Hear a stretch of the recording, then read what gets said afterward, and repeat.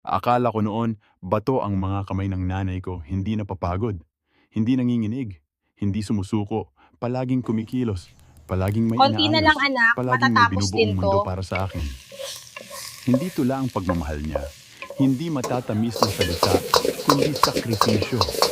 Walang tulog kapag ako'y may sakit. Dagdag oras sa karinderya kahit pagod na pagod. Ngiting pilit para makapag-aral ako ng walang alalahanin. Ngunit ang hindi niya alam, sa murang isip ko tahimik akong nangangarap.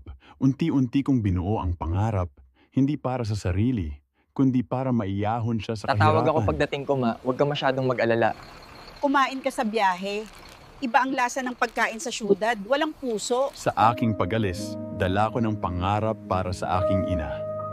Ngunit ang ingay ng lungsod ay siyang nagpalimot ng pangarap na binuo para sa kanila.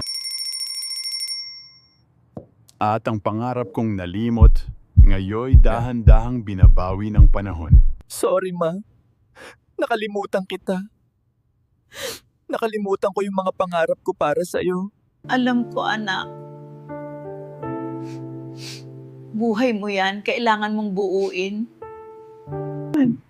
At hindi rin kita pinalaki para suklian ako. At kahit saan ka makarating, ako ang nanay mo at ikaw ay anak ko.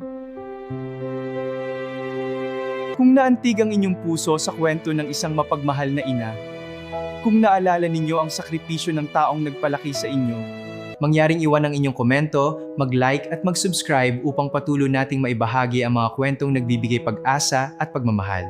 Dahil ang pagmamahal ng isang ina ay kwentong dapat naaalala habang buhay. Subscribe and join the Kai_Vegan Circle. One short video, one brighter day. Laban lang.